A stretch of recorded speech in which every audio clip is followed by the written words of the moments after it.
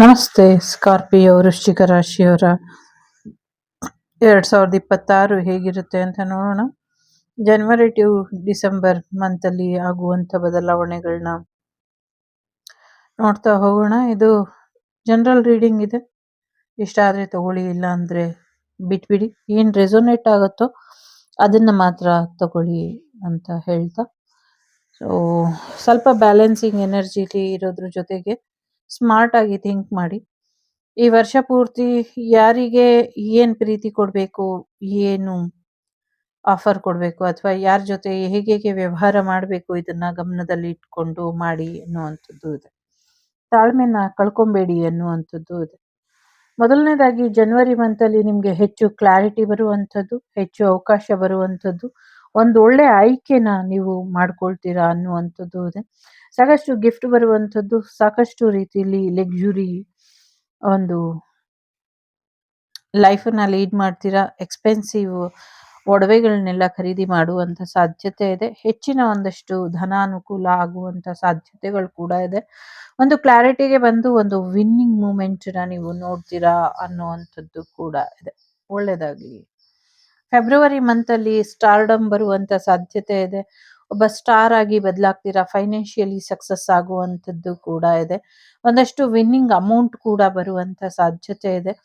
ಒಂದು ಒಳ್ಳೆ ರೀತಿಲಿ ನೀವು ಕಾಯ್ತಾ ಇದ್ದಂಥ ಕೆಲಸ ಕಾರ್ಯಗಳೆಲ್ಲವೂ ಕೂಡ ಯಶಸ್ವಿ ಆಗತ್ತೆ ಅನ್ನುವಂಥದ್ದು ಕೂಡ ಇದೆ. ಯಶಸ್ವಿ ವ್ಯಕ್ತಿ ಆಗ್ತೀರಾ ಅನ್ನುವಂಥದ್ದು ಕೂಡ ಇದೆ. ಎಲ್ಲಕ್ಕಿಂತ ಮುಖ್ಯವಾಗಿ ಮಾರ್ಚ್ ಅಲ್ಲಿ ಹೆಚ್ಚಿನ ಆದಾಯನ ನೋಡ್ತೀರಾ. ಯೂನಿವರ್ಸ್ ಕಡೆಯಿಂದ ನಿಮಗೆ ಹೆಚ್ಚಿನ ಸಹಾಯ ಸಿಗುವಂಥದ್ದು.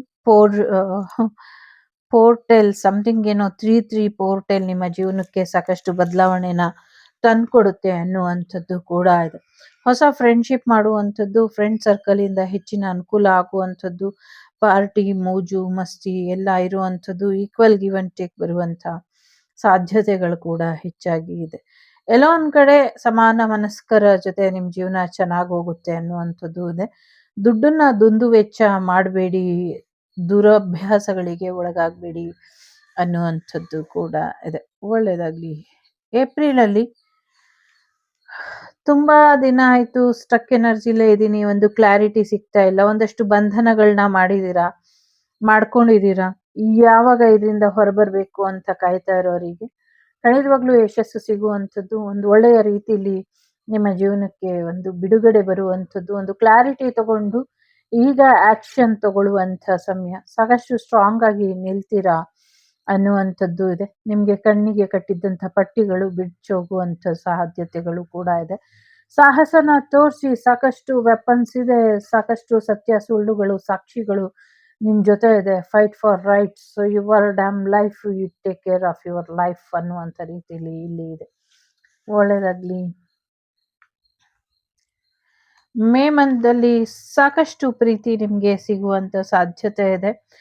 ಎಲ್ಲಾ ರೀತಿಯ ಅವಕಾಶಗಳನ್ನ ಯೂನಿವರ್ಸ್ ನಿಮ್ಗೆ ಕೊಡುವಂತ ಸಾಧ್ಯತೆ ಇದೆ. ಆದ್ರೆ ಯಾವುದು ಬೇಡ ನನಗೆ ಇದೇ ಬೇಕು ಅಂತ ನೀವು ಯೋಚನೆ ಮಾಡೋ ಬದಲು, ನಿಮ್ಮಲ್ಲಿ ಅಥವಾ ನಿಮ್ಮ ಜೀವನದಲ್ಲಿ ಅಥವಾ ನಿಮ್ಮ ಜೋಳಿಗೆಯಲ್ಲಿ ಇರುವಂತ ಎಲ್ಲಾ ಪ್ರೀತಿಗಳನ್ನು ಒಂದು ರೀತಿಯಲ್ಲಿ ಯೂಸ್ ಮಾಡ್ಕೊಳ್ಳಿ, ಎಲ್ಲಾನು ಸದುಪಯೋಗ ಪಡಿಸ್ಕೊಳ್ಳಿ ಅನ್ನುವಂಥದ್ದು ಇದೆ.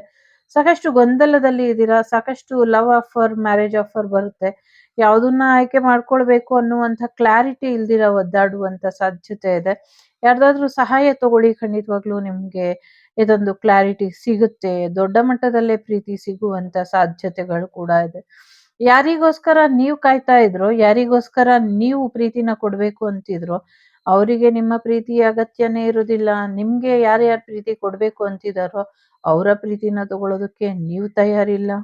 ಸೊ ಹಾಗಾಗಿ ಇದೊಂದು ಕನ್ಫ್ಯೂಷನ್ ಸ್ಟೇಟ್ ಇಂದ ಹೊರಗೆ ಬಂದು ಕರೆಂಟ್ ಮೂಮೆಂಟ್ ಅಲ್ಲಿ ಏನ್ ಡಿಸಿಷನ್ ತಗೊಳ್ಬೇಕು ಆ ಸರಿಯಾದ ನಿರ್ಧಾರನ ನೀವು ತಗೊಳ್ಳಿ. ಇದರಿಂದ ಒಳ್ಳೇದಾಗತ್ತೆ ಅನ್ನುವಂಥದ್ದು ಇದೆ. ಜೂನ್ ಮಂತ್ ಅಲ್ಲಿ ಕಾಲ ಮತ್ತು ಕರ್ಮ ಒಟ್ಟೊಟ್ಟಿಗೆ ತನ್ನ ಜವಾಬ್ದಾರಿನ ನಿರ್ವಹಿಸುತ್ತೆ ಅಂತ ಹೇಳುತ್ತೆ. ಜೊತೆಗೆ ನಿಮ್ಮ ಜೀವನನ ತಡೆದೋರು, ನಿಮ್ಗೆ ಅಪಾಯನ ತಂದಿಟ್ಟೋರು, ನಿಮ್ಮ ಅದೃಷ್ಟನ ಕಿತ್ಕೊಂಡಂಥವ್ರು, ನೆಗೆಟಿವಿಟಿ ವಿರುದ್ಧ ಪಾಸಿಟಿವಿಟಿಯ ವಿಜಯ ಸಾಧಿಸ್ತೀರಾ ಅನ್ನುವಂಥದ್ದು ಕೂಡ ಇದೆ. ಸಾಕಷ್ಟು ವಿಚಾರಗಳಲ್ಲಿ ಆ ಅಗ್ನಿ ಅವಘಡಗಳು, ವಾಯುಭಾರ ಕುಸಿತ, ವಿಪರೀತವಾದಂಥ ಮಳೆ, ಜೂನಲ್ಲಿ ಪ್ರಾಕೃತಿಕ ವಿಕೋಪಗಳು ಕೂಡ ಹೆಚ್ಚಾಗುವಂಥ ಸಾಧ್ಯತೆಗಳು ಕಾಣಿಸ್ತಾ ಇದೆ. ಒಂದಷ್ಟು ಜನರಿಗೆ ಬ್ರೇಕಪ್ ಆಗುವಂಥದ್ದು ಅಥವಾ ಡಿವೋರ್ಸ್ ಇನ್ನ ಸಿಕ್ಕಿಲ್ಲ ಅನ್ನೋರಿಗೆ ಡಿವೋರ್ಸ್ ಸಿಗುವಂಥ ಸಾಧ್ಯತೆಗಳು ಕೂಡ ಇದೆ. Time is everything. So north worth north south east west ಎಲ್ಲವೂ ಕೂಡ ಅದಲು ಬದಲಾಗ್ಬಿಟ್ಟು ಒಂದು ಕ್ಷಣ ಹೇಗಾಗತ್ತೆ ಅಂದ್ರೆ ಯಾವ ಗ್ರಹ ಎಲ್ಲಿದೆ, ಯಾವ ದಿಕ್ಕು ಎಲ್ಲಿದೆ ಅಂತಾನೆ ಗೊತ್ತಾಗದೇ ಇರೋ ಹಾಗೆ ದಿಕ್ಸೂಚಿಗಳಿಗೂ ಕೂಡ ಆತಂಕ ಉಂಟಾಗುವಂತ ರೀತಿಲಿ ಏನು ಜೂನ್ ಮಂತ್ ಅಲ್ಲಿ ನಡೆಯುತ್ತೆ ಅನ್ನುವಂಥದ್ದು ಇದೆ. ನಾಸಾ ಕೂಡ ಏನು ಮಾಡೋದಕ್ಕಾಗೋದಿಲ್ಲ, ಆ ಪರಿಸ್ಥಿತಿ ಒಂದು ಕ್ಷಣ ಬಂದು ಹೋಗುತ್ತೆ ಅನ್ನುವಂಥದ್ದು ಇದೆ. ಅದು ರಾತ್ರಿ ಕಳೆದು ಬೆಳಗಾಗೋ ಅದ್ರೊಳಗೆ ಆಗತ್ತೆ ಅನ್ನುವಂಥದ್ದು ಇದೆ. ಸೊ ಕರ್ಮಣ್ಯೇವಾಧಿಕಾರಸ್ಯ ಮಾ ಫಲೇಶು ಸರ್ವದಾ. ಸೊ ಪ್ರಕೃತಿ ತನ್ನ ಕರ್ಮನ ಮಾಡಿ ಹೋಗುತ್ತೆ, ಮನುಷ್ಯರು ತಮ್ಮ ಕರ್ಮನ ಅನುಭವಿಸ್ತಾರೆ. ಹಾಗೇನೆ ನಿಮ್ಮ ಶತ್ರುಗಳು ಕೂಡ ಅವ್ರವ್ರು ಮಾಡಿದ್ದುಣ್ಣೋ ಮಹಾರಾಯ ಅನ್ನುವಂಥ ರೀತಿಲಿ ಕರ್ಮನ ಅನುಭವಿಸ್ತಾರೆ. ಸೊ ಒಂದು ಲೈಫ್ ಚೇಂಜಿಂಗ್ ಟೈಮ್ ಅಂತ ಹೇಳ್ಬೋದು. ಜೂನ್ ಮಂತ್ ಅಲ್ಲಿ ಸಾಕಷ್ಟು ಎಚ್ಚರಿಕೆ ಕೂಡ ವಹಿಸ್ಬೇಕಾಗತ್ತೆ, ಎಚ್ಚರಿಕೆಯನ್ನ ವಹಿಸಿ ಅನ್ನುವಂಥದ್ದು ಕೂಡ ಇದೆ. ಸೊ ಸ್ವಲ್ಪ ಎಚ್ಚರಿಕೆ ಬೇಕು ಜೂನ್ ಮಂತ್ ಅಲ್ಲಿ ಅನ್ನುವಂಥದ್ದು ಇದೆ. ಜುಲೈ ಮಂತ್ ಅಲ್ಲಿ ಲೈಫನ್ನ ಬ್ಯಾಲೆನ್ಸ್ ಮಾಡ್ಕೊಳ್ಳಿಲ್ಲ ಅಂದ್ರೆ ಸಮಸ್ಯೆ ಆಗತ್ತೆ ಅನ್ನುವಂಥದ್ದು ಇದೆ. ಸಂಬಂಧಿಕರಿಂದ ಒಂದಷ್ಟು ತೊಂದರೆಗಳು ಆಗುವಂಥದ್ದು, ಜಗಲಿಂಗ್ ಫೈನಾನ್ಷಿಯಲ್ ವಿಚಾರಕ್ಕೆ ಆಗುವಂಥದ್ದು, ಆಸ್ತಿ ವಿಚಾರಕ್ಕೆ ಸಂಬಂಧಪಟ್ಟಂಗೆ ಎಲ್ಲೋ ಹೋಗಿ ಒಂದಿಷ್ಟು ನಿಮ್ಮ ಮನೆಯ ಫೋಟೋಗಳನ್ನ, ನಿಮ್ಮ ಮನೆಯ ವಿಚಾರಧಾರೆಗಳನ್ನ ಬೇರೆಯವ್ರ ಹತ್ರ ಹಂಚ್ಕೊಳ್ಳೋ ಅಂಥದ್ದು, ಅದ್ರ ಬಗ್ಗೆ ಮಾಹಿತಿ ಕೇಳೋ ಅಂಥದ್ದು, ಅಥವಾ ಈ ಮನೆ ನಮ್ದೇನೆ ಅನ್ನುವಂಥ ರೀತಿಲಿ ನಕಲಿ ದಾಖಲೆಗಳನ್ನ ಮಾಡ್ಕೊಡಿ ಅನ್ನುವಂಥದ್ದನ್ನ ಕೂಡ ಕೆಲವರು ಪ್ರಯತ್ನನ ಪಡ್ತಾರೆ. ಥರ್ಡ್ ಪಾರ್ಟಿ ಸಿಚುವೇಶನ್ ತುಂಬಾ ಸ್ಟ್ರಾಂಗ್ ಆಗಿ ಇದೆ. ಸೊ ಆಸ್ತಿ ಅಥವಾ ಆ ಮನೆ ಏನಿದೆ ಅದು ಮುಂಬರುವಂತ ಮಕ್ಕಳ ಹೆಸರಿಗೆ ಸೇರುತ್ತೆ. ಅದು ಅವರಿಗೆ ಗೊತ್ತಾಗುತ್ತೆ. ಅವಾಗ ಆ ಜಾಗಕ್ಕೆ ಅವರು ಯಾವುದೇ ರೀತಿಯಲ್ಲೂ ಪ್ರಯತ್ನ ಪಟ್ಟರು ಅದು ಸಿಗೋದಿಲ್ಲ. ಅದು ಅವರ ಮಕ್ಕಳಿಗೆ ಅಥವಾ ಮೊಮ್ಮಕ್ಕಳಿಗೆ ಸೇರುವಂತ ಜಾಗ ಅದು ಅನ್ನುವಂಥದ್ದು ಅರ್ಥ ಆಗತ್ತೆ. ಕೆಲವರು ಫ್ಯಾಕ್ಟ್ರಿಗಳು ಮುಳುಗಡೆ ಆಗುವಂತ ಸಾಧ್ಯತೆಗಳು ಕೂಡ ಇದೆ.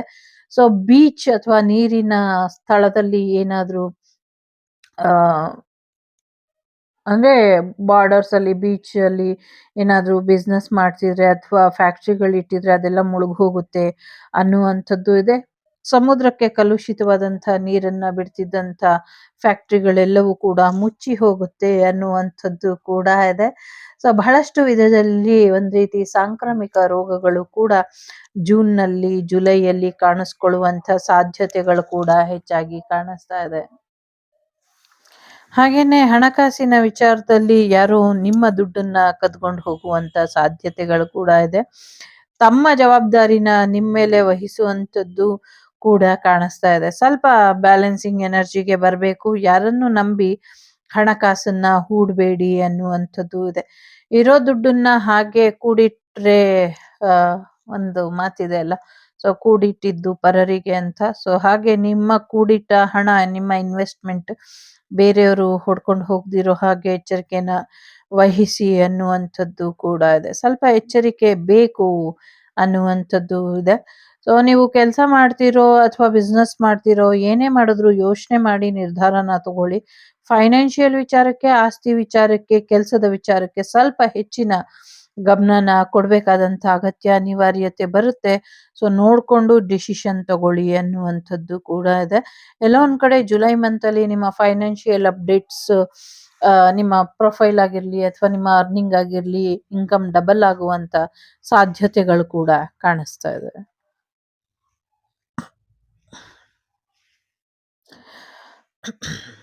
ಆಗಸ್ಟ್ ಮಂತ್ ಅಲ್ಲಿ ಒಂದಷ್ಟು ಪ್ರೀತಿ ವಿಚಾರದಲ್ಲಿ ಮೋಸ ಹೋಗುವಂಥದ್ದು, ಲವ್ ಮ್ಯಾರೇಜ್ ಆಗುವಂಥದ್ದು, ಮತ್ತೆ ಲವ್ ಮ್ಯಾರೇಜ್ ಅಲ್ಲಿ ಒಂದಷ್ಟು ಕ್ಲಾರಿಟಿ ಇಲ್ದಿರ ಮದ್ವೆ ಆಗುವಂತ ಸಾಧ್ಯತೆಗಳು ಕೂಡ ಇದೆ. ನಿಮ್ಮ ಕಂಫರ್ಟ್ ಝೋನಿಗೋಸ್ಕರ ನೀವು ಮದ್ವೆ ಆಗುವಂತ ಸಾಧ್ಯತೆಗಳು ಕೂಡ ಇದೆ. ರಿಯಲ್ ಸೋಲ್ಮೇಟ್ ಹೌದೋ ಅಲ್ವೋ ಅಥವಾ ಸೋಲ್ಮೇಟಿನ ಒಂದು ಫೀಲಲ್ಲಿ, ವೈಬಲ್ಲಿ ನೀವಿದ್ದೀರೋ ಅಥವಾ ಟೆಂಪರವರಿ ರಿಲೇಶನ್‌ಶಿಪ್ಪಲ್ಲಿ ಇದ್ದೀರೋ ಗೊತ್ತಿಲ್ಲ. ಒಟ್ನಲ್ಲಿ ಈ ಮ್ಯಾರೇಜ್ ಏನಾಗ್ತೀರಾ ನೀವು, ಆ ಮ್ಯಾರೇಜ್ ನಿಮ್ ಜೀವನಕ್ಕೆ ಬೆಟರ್‌ಮೆಂಟನ್ನ ತಂದ್ಕೊಡುತ್ತೆ. ಇನ್ನ ಹೆಚ್ಚಿನ ಕ್ಲಾರಿಟಿ ತಂದ್ಕೊಡುತ್ತೆ. ಮತ್ತೆ ನಿಮ್ಮ ಮ್ಯಾರೇಜ್ ಏನಿದೆ ಅದು ಸಾವಿರಾರು ಜನರಿಗೆ ಕ್ವೆಶ್ಚನ್ ಮಾರ್ಕ್ ಆಗಿ ಉಳಿಯುತ್ತೆ ಅನ್ನುವಂಥದ್ದು ಇದೆ. ಸೊ ಆ ಕ್ವೆಶ್ಚನ್ ಮಾರ್ಕ್ ಇಂದ ನಿಮ್ಗೆ ಹೆಚ್ಚಿನ ಅನುಕೂಲಗಳು ಆಗಬಹುದು, ಆಗದಿರ ಇರಬಹುದು. ಸೊ ಅದ್ರ ಬಗ್ಗೆ ಯೋಚನೆ ಮಾಡ್ದಿರಾ ನಿಮ್ಮ ಲವ್ ಲೈಫನ್ನ, ನಿಮ್ಮ ಪಾರ್ಟ್ನರ್ ಲೈಫನ್ನ ಅಥವಾ ನಿಮ್ಮ ರೊಮ್ಯಾನ್ಸ್ ಲೈಫನ್ನ ಎಂಜಾಯ್ ಮಾಡಿ ಅನ್ನುವಂಥದ್ದು ಇದೆ. ಹೊಸ ಮನೆಗೆ ಹೋಗುವಂಥದ್ದು, ವಿದೇಶಕ್ಕೆ ಹೋಗುವಂಥದ್ದು, ಪಾರ್ಟಿ ಫಂಕ್ಷನ್ಸ್ ಅಟೆಂಡ್ ಮಾಡುವಂತ ಸಾಧ್ಯತೆ ಇದೆ. ಫ್ರೆಂಡ್ ಸರ್ಕಲ್ ಇರ್ಬೋದು, ಫ್ಯಾಮಿಲಿ ಸರ್ಕಲ್ ಇರ್ಬೋದು, ಅಥವಾ ನಿಮ್ಮದೇ ಸ್ವಯಂ ಸೆಲೆಬ್ರೇಷನ್‌ಗಳನ್ನ ಹೆಚ್ಚು ಎಂಜಾಯ್ ಮಾಡ್ತೀರಾ ಅನ್ನುವಂಥದ್ದು ಕೂಡ ಇದೆ. ಫುಲ್ ಆಫ್ ಪಾರ್ಟೀಸ್, ಮೋಜು ಮಸ್ತಿ ಹೆಚ್ಚಾಗಿ ಇರುವಂತ ಸಾಧ್ಯತೆ ಇದೆ. ಎಲ್ಲೋ ಒಂದ್ ಕಡೆ ಲವ್ ಲೈಫಲ್ಲಿ ಇಬ್ರುನು ಓಪನ್ ಅಪ್ ಆಗಿಲ್ಲ ಅನ್ನುವಂಥ ರೀತಿಲಿ ಇದೆ ಇಲ್ಲಿ. ಸೆಪ್ಟೆಂಬರ್ ಮಂತಲ್ಲಿ ಏನೋ ಬಿಟ್ಟು ಹೋಗಿದ್ರ ಬಗ್ಗೆ ಯೋಚನೆ ಮಾಡ್ತಿದ್ದೀರಾ ಅನ್ನುವಂಥದ್ದು ಇದೆ. ಯಾರಿಗೋ ಮಿಸ್‌ಕ್ಯಾರೇಜ್ ಆಗುವಂತ ಸಾಧ್ಯತೆಗಳು ಕೂಡ ಕಾಣಿಸ್ತಾ ಇದೆ. ನಿಮ್ಮ ಅಧಿಕಾರಕ್ಕೋಸ್ಕರ ಪ್ರೀತಿನ ಕಳ್ಕೊಳ್ತಿರೋ, ಪ್ರೀತಿಗೋಸ್ಕರ ಅಧಿಕಾರನ ಕಳ್ಕೊಳ್ತಿರೋ ಅನ್ನುವಂಥ ಆಯ್ಕೆ ಬಂದ್ರೆ ನೀವು ಪ್ರೀತಿನೂ ಉಳಿಸ್ಕೊಳ್ತೀರಾ, ಅಧಿಕಾರನೂ ಉಳಿಸ್ಕೊಳ್ತೀರಾ. ಆ 2 ಸಿಚುವೇಶನ್ ನಿಮ್ಮನ್ನ ನಿಮ್ಮ ಎಕ್ಸ್ ಎನರ್ಜಿಯಿಂದ ದೂರ ಮಾಡಿ ಒಂದು ಫ್ರೆಶ್ ಎನರ್ಜಿಗೆ ತಂದ್ಕೊಡುತ್ತೆ ಅನ್ನುವಂಥದ್ದು ಇದೆ. ಸ್ಮಾರ್ಟ್ ಆಗಿ ಯೋಚನೆ ಮಾಡಿ ಇರುವಂಥ ಅವಕಾಶನ ಅಥವಾ ಇರುವಂಥ ಪ್ರೀತಿನ ಅಥವಾ ಇರುವಂಥ ಅಪರ್ಚುನಿಟೀಸ್‌ನ ನೀವು ಸರಿಯಾದ ರೀತಿಲಿ ಬಳಸ್ಕೊಂಡಿದ್ದೆ ಆದ್ರೆ, ಸೊ ಇನ್ನ ಹೆಚ್ಚಿನ ಒಳಿತನ್ನ ನೋಡ್ತೀರಾ ಅನ್ನುವಂಥದ್ದು ಇದೆ. ಸೊ ದೂರ ಹೋದೋರ್ ಬಗ್ಗೆ ಯೋಚನೆ ಮಾಡ್ತಾ ಟೈಮನ್ನ ವೇಸ್ಟ್ ಮಾಡಬೇಡಿ. ಬ್ಯಾಲೆನ್ಸಿಂಗ್ ಎನರ್ಜಿಗೆ ಬನ್ನಿ ಅನ್ನುವಂಥದ್ದು ಕೂಡ ಇದೆ ಇಲ್ಲಿ. ಸೊ ಒಳ್ಳೆಯದಾಗ್ಲಿ. ಅಕ್ಟೋಬರ್ ಮಂತಿಗೆ ಬರೋದಾದ್ರೆ ಒಂದ್ ಸ್ವಲ್ಪ ಎಚ್ಚರಿಕೆ ಬೇಕು ಅನ್ನುವಂಥದ್ದು ಇದೆ. ಸೊ ಯಾರೋ ನಿಮ್ಗೆ ಮೋಸ ಮಾಡಿ ಹೋಗುವಂತ ಸಾಧ್ಯತೆಗಳು ಕೂಡ ಇದೆ. ಸೊ ಏನೋ ಒಂದು ಆಫರ್ ನಿಮ್ಗೆ ಫೇವರಬಲ್ ಆಗಿ ಇರುತ್ತೋ ಇಲ್ವೋ ನೀವು ನೋಡ್ಕೊಳ್ಳಿ ಅನ್ನುವಂಥದ್ದು ಕೂಡ ಇದೆ. ಹೆಚ್ಚು ಈಕ್ವಲ್ ಗಿವ್ ಅಂಡ್ ಟೇಕ್ ಇಲ್ಲ ಅಂದ್ಮೇಲೆ ಆ ರಿಲೇಶನ್‌ಶಿಪ್ಪಿಗೆ ಯಾವುದೇ ಅರ್ಥ ಇಲ್ಲ. ಅಂಥ ರಿಲೇಶನ್‌ಶಿಪ್ ಅಥವಾ ಅಂಥ ಆಫರ್ ನಿಮ್ಗೆ ಅಗತ್ಯ ಇದೆಯೋ ಇಲ್ವೋ ನೀವೇ ನೋಡ್ಕೊಳ್ಳಿ. ಓಕೆ. ಸದ್ಯಕ್ಕೆ ಯಾವ್ದಾದ್ರು ಆಫರ್ 50-50 ಈಕ್ವಾಲಿಟಿ ಇಲ್ಲ ಅಂದ್ರೆ ಅದನ್ನ ಒಪ್ಕೊಳ್ಳೋದಕ್ಕೆ ಹೋಗ್ಬೇಡಿ ಅನ್ನುವಂಥದ್ದು ಇದೆ. ಇದು 30-40 ಅಥವಾ 70-80 ಈ ತರದ ಎನರ್ಜಿ ಇದೆ. ಸೊ ಆ ತರದ ಎನರ್ಜಿಲಿ ನೀವು ಯಾವುದೇ ರಿಲೇಶನ್‌ಶಿಪ್‌ನಾಗ್ಲಿ ಅಥವಾ ಪಾರ್ಟ್ನರ್‌ಶಿಪ್ ಆಗ್ಲಿ ಮಾಡಕ್ಕೆ ಹೋಗ್ಬೇಡಿ ಅನ್ನುವಂಥದ್ದು ಇದೆ. ಸೊ ಮುಂದಿನ ದಿನಗಳಲ್ಲಿ ಸ್ವಲ್ಪ ಕಾದ್ರೆ ಒಳ್ಳೆ ಈಕ್ವಲ್ ಆಗಿ ಇರುವಂಥದ್ದು, ಸಮಾನ ದೃಷ್ಟಿಕೋನದ ಪಾರ್ಟ್ನರ್ ಬರುವಂಥದ್ದು ಅಥವಾ ಆಫರ್ ಬರುವಂತ ಸಾಧ್ಯತೆಗಳು ಇದೆ. So wait for right time ಅನ್ನುವಂಥ ರೀತಿಲಿ ಇದೆ, ಅಥವಾ ರೈಟ್ ಪರ್ಸನ್. ನವೆಂಬರ್ ಮಂತಿಗೆ ಬರೋದಾದ್ರೆ ಇನ್ನ ಎಷ್ಟು ದಿನ ಹೀಗೆ ಡಿಪ್ರೆಷನ್ ಅಲ್ಲಿ ಕೂತಿರ್ತೀರಾ, ಇನ್ನ ಎಷ್ಟು ದಿನ ಹೀಗೆ ಬೇಜಾರಲ್ಲಿ ಕೂತಿರ್ತೀರಾ. ಸೊ ನಂಗೆ ಅದೇ ಬೇಕು ಇದೇ ಬೇಕು ಅನ್ನೋದನ್ನ ಬಿಟ್ಬಿಟ್ಟು ನಿಮ್ಮ ಜೀವನ ಶೈಲಿನ ನೀವು ಬದಲಾಯಿಸ್ಕೊಳ್ಳೋದ್ರ ಕಡೆ ಗಮನನ ಕೊಡಿ ಅನ್ನುವಂಥದ್ದು ಇದೆ. ಹೆಚ್ಚಿನ ತಿಳುವಳಿಕೆ, ಹೆಚ್ಚಿನ ಜ್ಞಾನಾರ್ಜನೆನ ನೀವು ಪಡ್ಕೊಳ್ಳೋದ್ರ ಕಡೆ ಹೆಚ್ಚಿನ ಗಮನನ ಕೊಡಿ ಅನ್ನುವಂಥದ್ದು ಇದೆ. ಎಲ್ಲಕ್ಕಿಂತ ಮುಖ್ಯವಾಗಿ ನಿಮ್ಮ ಆಸೆ, ನಿಮ್ಮ ಕನಸು ಎಲ್ಲವೂ ಕೂಡ ಬದಲಾಗತ್ತೆ. ಒಂದು ಜವಾಬ್ದಾರಿಯುತ ವ್ಯಕ್ತಿಯಾಗಿ ಬದಲಾಗ್ತೀರಾ. ನಿಮ್ಮ ಆಸೆ ಕನಸುಗಳನ್ನೆಲ್ಲವನ್ನು ಕೂಡ ಶೇರ್ ಮಾಡೋದಕ್ಕೆ ಶುರು ಮಾಡ್ತೀರಾ ಅನ್ನುವಂಥದ್ದು ಇದೆ. ಯೂನಿವರ್ಸ್ ಕೊಡ್ತಿರುವಂಥ ಅವಕಾಶನ, ಈ ಒಂದು ಹಣದ ಸಹಾಯನ ನೀವು ಪಡ್ಕೊಂಡಿದ್ದೆ ಆದ್ರೆ ನಿಮ್ಮ ಕನಸುಗಳನ್ನೆಲ್ಲನೂ ಕೂಡ ನನಸು ಮಾಡ್ಕೊಳ್ತೀರಾ. ಜೊತೆಗೆ ಒಂದು ಸೋಲ್ಮೇಟ್ ಎನರ್ಜಿ ಕಂಪ್ಲೀಟ್ ಆಗುವಂತ ಸಾಧ್ಯತೆಗಳು ಕೂಡ ಇದೆ. ತಾಯಿಯಿಂದ ಸಹಾಯ ಆಗುವಂತ ಸಾಧ್ಯತೆಗಳು ಕೂಡ ಇದೆ. ಜೊತೆಗೆ ಪಿತ್ರಾರ್ಜಿತ ಆಸ್ತಿ ಬರುವಂತ ಸಾಧ್ಯತೆಗಳು ಕೂಡ ಇದೆ. ಮತ್ತೆ ನಿಮ್ಗೆ ಒಳ್ಳೆಯ ಮಗು, ಸರಸ್ವತಿಯ ಆಶೀರ್ವಾದದಿಂದ ಒಂದು ಒಳ್ಳೆಯ ಮಗು ಆಗುವಂತ ಸಾಧ್ಯತೆ ಕೂಡ ಹೆಚ್ಚಾಗಿ ಇದೆ. ಸೊ ಹೆಚ್ಚು ಓದಿಲ್ಲ ಅಂದ್ರೆ ಏನಾಯ್ತು, ಬಿಸ್ನೆಸ್ ಮೈಂಡ್ ಇಂದ ದುಡ್ಡು ಮಾಡ್ತೀರಾ ಅನ್ನುವಂಥದ್ದು ಇದೆ. ಸೋಲ್ಮೇಟ್ ಜರ್ನಿ ಕಂಪ್ಲೀಟ್ ಆಗುವಂತ ಸಾಧ್ಯತೆ ಇದೆ. ದೈವಾನುಗ್ರಹ ಕೂಡ ನಿಮ್ಗೆ ಸಿಗುವಂತ ಸಾಧ್ಯತೆಗಳು ಕೂಡ ಇದೆ. ಸೊ ಯೂನಿವರ್ಸ್ ಕೊಡುವಂತ ಅವಕಾಶನ ನವೆಂಬರ್ ಅಲ್ಲಿ ಒಪ್ಕೊಳ್ಳಿ ಅನ್ನುವಂಥದ್ದು ಕೂಡ ಇದೆ. ಡಿಸೆಂಬರ್ ಮಂತಿಗೆ ಬರೋದಾದ್ರೆ ತುಂಬಾ ಸಕ್ಸಸ್ಫುಲ್ ಪರ್ಸನ್ ಆಗ್ತೀರಾ. ಒಂದಷ್ಟು ವಿದೇಶಗಳಲ್ಲಿ ಓಡಾಟ ಮಾಡುವಂತ ಸಾಧ್ಯತೆಗಳು ಕೂಡ ಇದೆ. ಜನರೆಲ್ಲ ನಿಮ್ಮನ್ನ ನೋಡ್ತಾನೆ ಇರ್ತಾರೆ. ಓ, ಹೇಗೆ ಹೀಗೆ ಸಕ್ಸಸ್ಫುಲ್ ಆದ್ರು, ಹೇಗೆ ಇಷ್ಟೊಂದು ಶ್ರೀಮಂತಿಕೆಯನ್ನ ನೋಡ್ತಿದ್ದಾರೆ ಅನ್ನುವಂಥದ್ದು. ಎಲ್ಲೋ ಒಂದ್ ಕಡೆ ಫೈರ್ ಎನರ್ಜಿ ಅವರು ನಿಮ್ಗೆ ಡಿಸ್ಟರ್ಬ್ ಮಾಡುವಂತ ಸಾಧ್ಯತೆಗಳು ಕೂಡ ಇದೆ. ಸೊ 2027ಕ್ಕೆ ನೀವು ಎಂಟರ್ ಆಗೋಕ್ಕಿಂತ ಮುಂಚೆ ಸಾಕಷ್ಟು ತೊಂದರೆಗಳನ್ನ ಡಿಸೆಂಬರ್ ಮಂತ್ ಅಲ್ಲಿ ನೀವು ಚೆನ್ನಾಗಿರ್ತೀರಾ, ಫೈನಾನ್ಷಿಯಲಿ ಚೆನ್ನಾಗಿರ್ತೀರಾ. ಸಮಸ್ಯೆಗಳು ಬರೋದನ್ನ ನೋಡಿ ಒಂದಷ್ಟು ಸಮಸ್ಯೆಗಳನ್ನ ಎದುರಿಸಬಹುದು. ಕೆಲವರು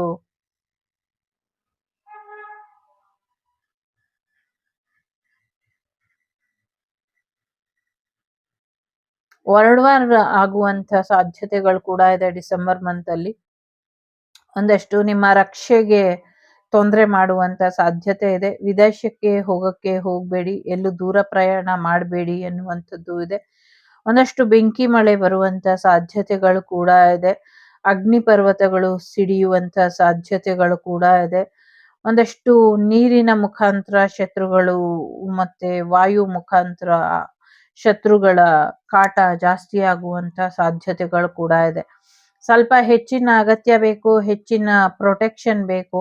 ನಾನು ಪ್ರೊಟೆಕ್ಷನ್ ಅಲ್ಲಿ ಇದೀನಿ, ಪ್ರೊಟೆಕ್ಟೆಡ್ ಇದೀನಿ ಅಂತ ಸುಮ್ಮನೆ ಇದ್ರೆ ಆಗೋದಿಲ್ಲ. ಸೊ ಶತ್ರುಗಳು ಯಾವಾಗ ಎಲ್ಲಿ ಹೇಗೆ ವಾರ್ ಮಾಡ್ತಾರೆ ಅಂತ ಗೊತ್ತಾಗೋದಿಲ್ಲ. ಸೊ ನಿಮ್ಮನ್ನ ನೀವು ಪ್ರಿಪೇರ್ ಮಾಡಿ ಇಟ್ಟಿರಿ ಅನ್ನುವಂಥದ್ದು ಇದೆ. ನಿಮ್ಮನ್ನ ನೀವು ತುಂಬಾ ಕೇರ್ಫುಲ್ ಆಗಿ ಡಿಸೆಂಬರ್ ಮಂತ್ ಅಲ್ಲಿ ನೋಡ್ಕೊಳ್ಳಿ ಅನ್ನುವಂಥದ್ದು ಇದೆ. ಎಸ್ಪೆಷಲಿ ನಿಮ್ಗೆ ಯಾವುದೇ ರೀತಿಲೂ ತೊಂದರೆ ಆಗದೆ ಇರೋ ಹಾಗೆ ಯೂನಿವರ್ಸ್ ಕಾಪಾಡುತ್ತೆ. ಫೈನಾನ್ಷಿಯಲಿ ಚೆನ್ನಾಗಿರುತ್ತೆ, ಮತ್ತೆ ಪ್ರಯಾಣದಿಂದ ಒಂದಷ್ಟು ತೊಂದರೆಗಳಾಗುತ್ತೆ ಅಂತ ಇದೆ. ಸ್ವಲ್ಪ ನೋಡ್ಕೊಳ್ಳಿ, ಎಚ್ಚರಿಕೆನ ವಹಿಸಿ ಅನ್ನುವಂಥದ್ದು ಇದೆ. ಇದಿಷ್ಟು ನಿಮ್ಗೆ ಜನವರಿಯಿಂದ ಡಿಸೆಂಬರ್ ವರೆಗೂ ಬಂದಂತ ಮಾಹಿತಿ. ಇಷ್ಟ ಆಯ್ತು ಅಂತ ಅನ್ಕೊಳ್ತೀನಿ. ಈಗ ನೀವು ಅನ್ಕೊಂಡಿರುವಂತ ಕೆಲಸ ಕಾರ್ಯಗಳು ಯಾವಾಗ ಆಗುತ್ತೆ ಅಂತ ನೋಡೋಣ. ನೆಕ್ಸ್ಟ್ ಏಪ್ರಿಲ್ ಅಲ್ಲಿ ಆಗುವಂತ ಸಾಧ್ಯತೆಗಳು ಕೂಡ ಇದೆ. ಸೊ 9, 18, 27 ನಂಬರ್ ಅಲ್ಲಿ ಈ ತಿಂಗಳು ಅಥವಾ ನೆಕ್ಸ್ಟ್ ತಿಂಗಳು ಆಗುವಂತ ಸಾಧ್ಯತೆ ಇದೆ. ನಿಮ್ಮ ಅಣ್ಣಂದಿರ ಸಹಾಯನ ತಗೊಂಡ್ರೆ ಆಗುವಂತ ಸಾಧ್ಯತೆಗಳು ಕೂಡ ಇದೆ. ಸೊ ಕೆಲವರಿಗೆ ಕೆಲವು ಕೆಲಸಗಳು ನಾಟ್ ಪಾಸಿಬಲ್, ಸಾಧ್ಯ ಇಲ್ಲ ಅನ್ನುವಂಥದ್ದು ಇದೆ. ಸೊ ಯೋಚನೆ ಮಾಡಿ ನಿರ್ಧಾರ ತಗೊಳ್ಳಿ ಅನ್ನುವಂಥದ್ದು. ಓಕೆ,